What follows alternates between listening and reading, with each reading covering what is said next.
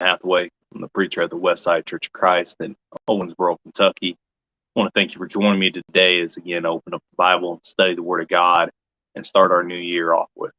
I hope that you had a safe and happy night last night if you decided to get together with some family and friends and celebrate entering into another year that, or celebrating the point that God has allowed the world to continue to turn and go around the sun another time, and just the blessing that is, and God is giving that to us. So it's just a wonderful thing and a blessing from God and His patience and long suffering. And so I hope that everybody is able to start off their new year well.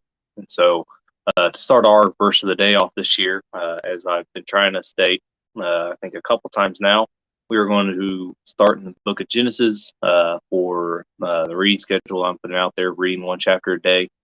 And so today's Genesis 1, and we'll just every day work through Genesis till we get out of it. And so let's start off with Genesis 1 and looking at verses 1 through 5. It says, "In the beginning, God created the heavens and the earth.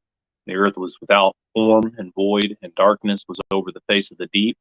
The Spirit of God was hovering over the faces of the waters. And God said, 'Let there be light,' and there was light. And God saw that the light was good, and God separated the light from the darkness. And God called the light day, and the darkness He called night. And there was evening, and there was morning, the first day." I mean, you have to sit back and truly just, again, as we celebrate a new year, here it talks about day one.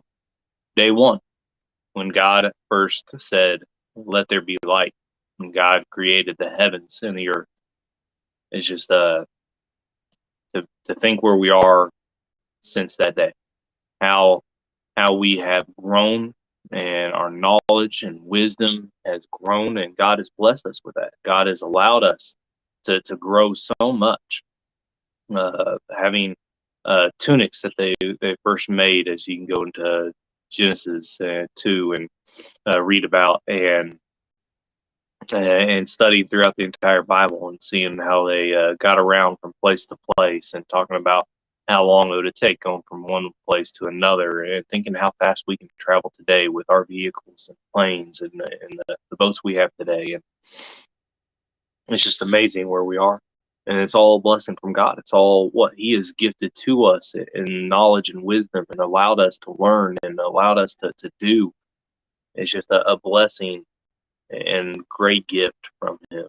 And so we should truly be thankful as we think about that, thinking of where we are today and thinking back how God created this world. He spoke us into His existence. He spoke these things. He said, "Let there be light." He spoke heaven and earth into existence, and He goes forth as you read throughout the rest of the chapter, and just He formed all things, the creatures in the water, the creatures of the air, the creatures on the earth.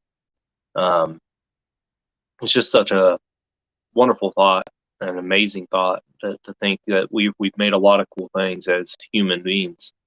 And my mind sometimes gets blown away about the technology that we keep on coming out with. But we're nowhere near the wisdom of God, and we're nowhere near what He can do.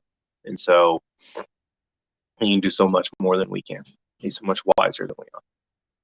I thank you for joining me today. I hope that you have a blessed day. I hope that you have a good New Year's, New Year, a good 2022. And the Lord wills, I'll talk to you later.